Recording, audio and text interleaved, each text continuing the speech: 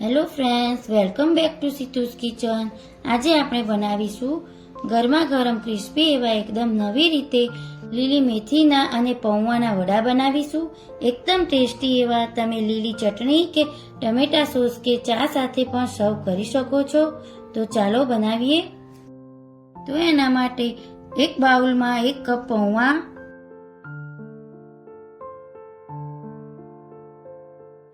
તો જે બટેટા પૌવાના પૌવા હોય એને મેં 2 થી 3 પાણીથી ધોઈ સાઈડમાં મૂકી દીધા। લગભગ 5 મિનિટ જેવું થશે એટલે પૌવા એકદમ સોફ્ટ થઈ જશે।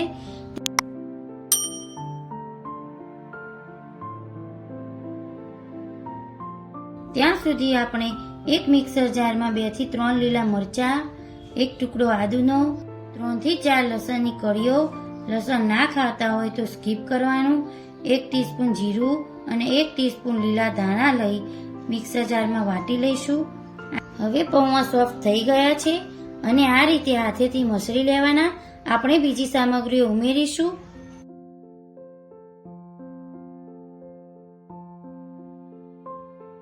બે કપ મેથીને ઝીણી કાપી લીધી છે એ ઉમેરીશું। 1 મોટી ડુંગળી આ રીતે કાપી લીધી છે।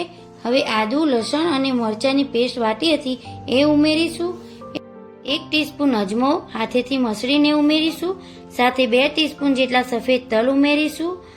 2 ટીસ્પૂન લાલ મરચું પાવડર, અડધી ટીસ્પૂન હળદર, 1 ટીસ્પૂન ધાણા જીરું પાવડર, 1 ટીસ્પૂન કે સ્વાદ અનુસાર મીઠું ઉમેરીશું।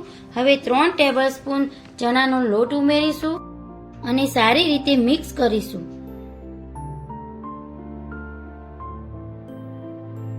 તમે ખાંડ પણ ઉમેરી શકો છો। ડુંગળીમાં ગળપણ નેચરલી હોય છે એટલે હું નથી ઉમેરતી।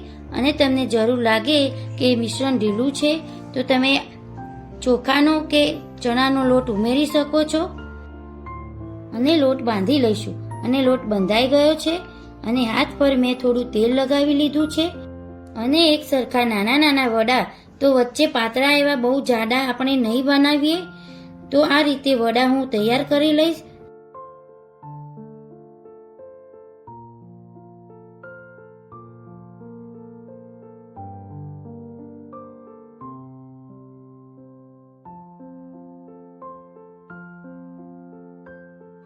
તો મેં બધા વડા તૈયાર કરી લીધા છે। હવે આપણે તળીશું। એના માટે એક પેનમાં તેલ ગરમ કરવા મૂકી દીધું છે।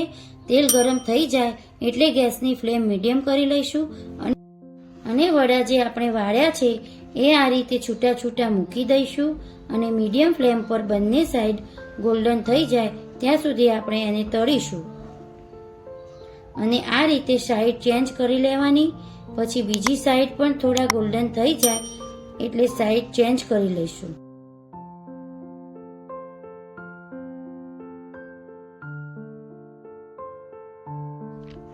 અને તમે જોઈ શકો છો બંને સાઈડથી ક્રિસ્પી એવા થઈ જાય એટલે બહાર કાઢી લઈશું। તો આ રીતે બંને સાઈડથી એકદમ ક્રિસ્પી એવા થઈ ગયા છે। હવે એક પ્લેટમાં કાઢી લઈશું। એ જ રીતે બીજા બધા વડા પણ તળી લઈશું।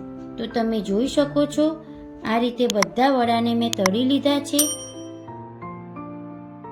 અને બહારથી એકદમ ક્રિસ્પી, એકદમ ટેસ્ટી એવા। તો આ રીતે ગરમા ગરમ વડાને સર્વિંગ પ્લેટમાં કાઢો, લીલી ચટણી કે ટમેટા સોસ સાથે કે ચા સાથે સર્વ કરો।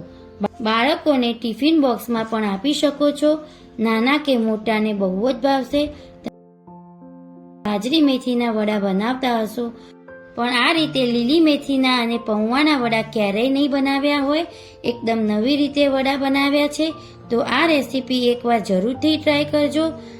તો તમને મારી રેસીપી ગમતી હોય તો લાઈક, શેર અને સબસ્ક્રાઈબ કરો। Thanks for watching video. Bye, take care.